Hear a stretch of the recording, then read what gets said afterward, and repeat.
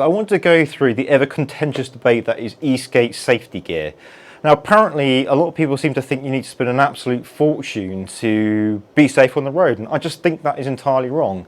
As someone who's a massive cheapskate, I'd spend a lot of my time going through AliExpress, eBay, Amazon, and all kind of various little darkened areas of the internet to try and find, what is out there and what you can buy. Now, I figured I'd start with sort of the obvious one, which is something like, a jacket, something that's going to keep you safe whilst you're out on the road. And I found an absolutely excellent manufacturer. Now, I'm pretty sure this is just Chinesium. I don't think it's been manufactured in the UK, but we've got this pretty cool hoodie here. By a company called RXL. These can be easily had off eBay for about 40 quid. By the way, not sponsored. No one's giving me any sort of kickback here. But what I like about these is they look really incognito. No one really gives a fuck if they see you wearing this.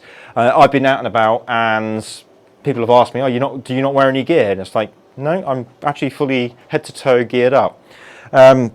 And to that end, they do some X and Gs. Unfortunately, I can't show you them because I'm still wearing them. But their jeans are the same. So you've got basically butt protection, you've got knee protection, and all the rest of it. And obviously, it's Kevlar as well. So if you do have a nasty fall, you're absolutely fine. And it's kind of the same. It's the same with the jacket. So you've got your back protection, you've got your elbow protection, all the rest of it, which is it's intended for motorcycles, but not that I would suggest you wear it for motorcycle. Get yourself some CE gear. But if you're riding around sort of the 15 to 35 mile per hour sort of range, these will look after you. And actually, to that end, I took the Meepo. I was booting it down the road, and I didn't notice what's called a sleeping policeman. Or like a traffic, monitoring, whatever the hell it might be. Hit it at full chat, and I managed to do a full barrel roll, hit the deck, and I hit it so hard, a car pulled up next to me and went, "Are you okay?" I was like, "No, that's just why." Well, sorry. I said, "Yes, because that's why I wear all this gear. I'm fine." And I would thank this for that. Now, these guys do some other pretty decent gear as well. So if you're not a fan of the hoodie style. If you're into the whole old school mods and rocker stuff, they do sort of this kind of, I don't even know what you'd call that, but same sort of thing, fully armoured, and I think it looks pretty cool. The next one is usually helmets, right?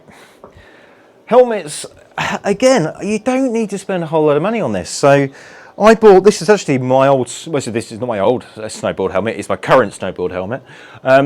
These cost me, I think it was like 25 quid off Amazon. Okay, I've owned several of these now, and as you can see, it's had a bit of use.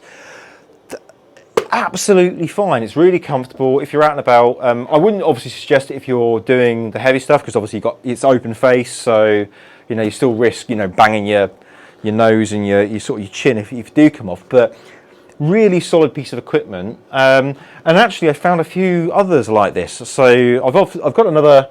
Basically another open face wear, but you've got a slip down visor.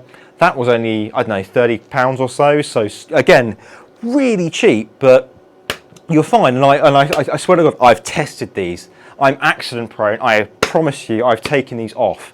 Now, obviously, you can spend as much as you want on helmets. We've got literally a TSG here. That was like 200 odd quid. We've got the motorcycle helmets, which cost, think of a number, double it. But I think if you're coming in entry-level Eskate, these are absolutely fine. So again, and it's something you don't have to spend a huge amount of money on. Now, gloves. Unfortunately, I don't have it to hand, I don't think, with me. But basically, I think the gloves that I personally use are just simple leather gloves. I think they're only about 50 quid off eBay. Now, for me, I want to make sure that I've got full control of the remote. So but for me, your ability to control the board is your last resort. If anything happens, you want to be able to slow the board down, speed it up, whatever it might be. So I'm not a huge fan of any impediments in your gloves. So a simple leather-bound glove is, absolutely solid, and I'll hopefully put all this down below. However, if you want to sort of, look it up, sort of dial it up a little bit, we'll start off with the sort of the hillbillies here. So these are about, I think, what have I got to read it down? It's about, I don't know, 60 pounds or so. These are good, but, and as you can see, my friend has borrowed these and tested it out, and it's obviously done its job, because you can see it's got a good old scuff there. These are fantastic, but again, I find them, if you're dealing with, depending on what remote you're using, they tend to get in the way, and I think that's probably worse than just using a simple leather glove. But if you're out in the forest, or you're either doing some competitive stuff, then that's an option. But they are not the most cheapest thing in the world. Next one up is the Flex Meter. Now these are really highly rated and also obscenely expensive at about, I think, about £100, £120, I think they are.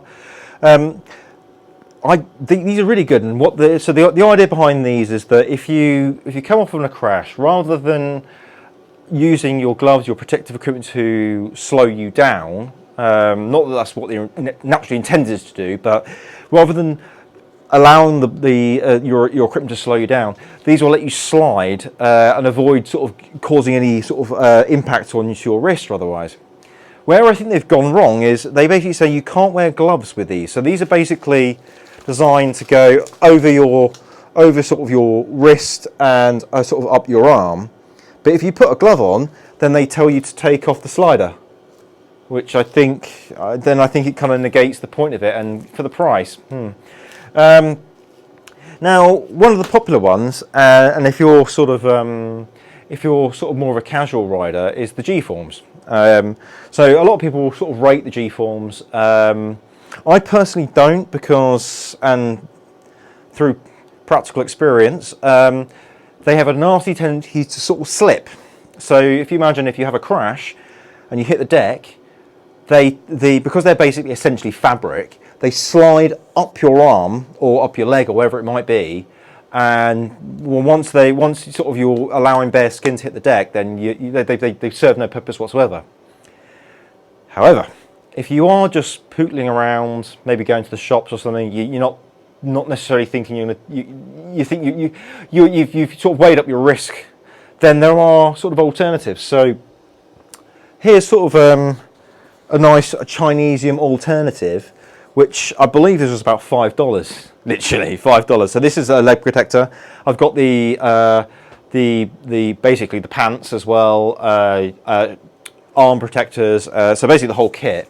And that came to a grand total of $25. So mega cheap. Do the exact same thing. Pretty trendy as well. The only thing is you've got to bear in mind that they are, if you're in the West, these are kind of small. So if they say large, go extra large. So just bear that in mind. But a really good alternative. This brings me on to sort of more of another sort of a cheap but a really decent piece of equipment.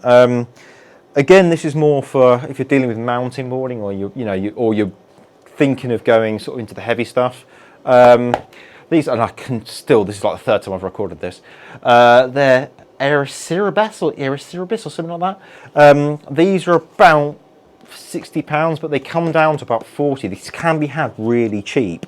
So these are fully articulated, as you can see, and obviously you can go, and they do the whole body kit. So if you want, the full jacket and the rest of it, they are superb for that. The only thing I don't like about these, and it's exactly the same thing with the G-forms, is because they've got these shitty, crappy, I don't even know what that is, but some sort of elastic bindings. They do tend to work their way around your body, and if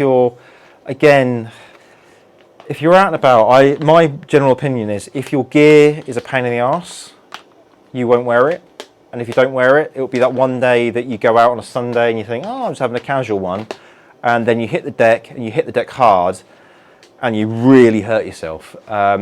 So I'm always of the opinion that your protective gear should be easy to get on, which is why I'm a massive fan of sort of the RXL gear, because it's just clothing. You're wearing clothing. You're not going to go out with without any jeans on, are you? So you put on your jeans. They're easy. I'm literally still wearing them now because they're so casual that it's easy to I can drive and do whatever I want. The hoodie, fine. The only thing I would say is it would be nice to have some sort of something a bit more ventilated. So, I mean, we're going through a bit of a heat wave at the moment.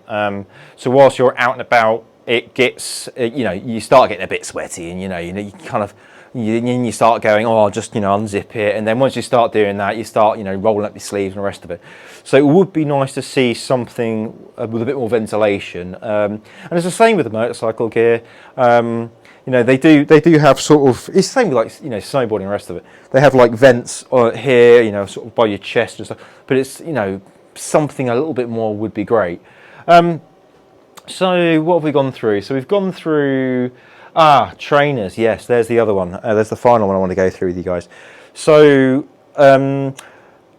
this is somewhere where I probably wouldn't suggest you skimp. I've made this mistake. So as someone who does a lot of running and all this kind of stuff, I tend to buy, just trainers for running around and stuff. And because as I go through them so quickly, I don't bother spending too much money on them. I mean, if they do their job, it's fine. But if you're riding on Eskate, the problem is with the sort of your regular trainers is they don't have a lot of grip on the sole. So as you're sort of running around, you tend to slip. Sorry, running around. When you're skating, you slip. Now, your grip tape will only help you so much. So what I would recommend is do actually go for a dedicated Eskate shoe. I've got a couple of them, but I currently use Vans. I don't necessarily rate Vans that highly. I think they're sort of fashion over form, I think, is probably the way to put it. But they, as far as Eskate goes, they do the job. So what I would suggest, and there's something I will come back to, is when you go and look for a trainer or otherwise, do find something with a really decent, firm sole that's going to hold you to that board, and just make sure if you can, just make sure you're not moving around, because that's one of your other primary forms of control. So just bear that in mind. So with that in mind, I think that's what I wanted to cover. So I hope that's useful to you guys. Probably go through some more stuff like this, but I suppose I better get on. So rock and roll.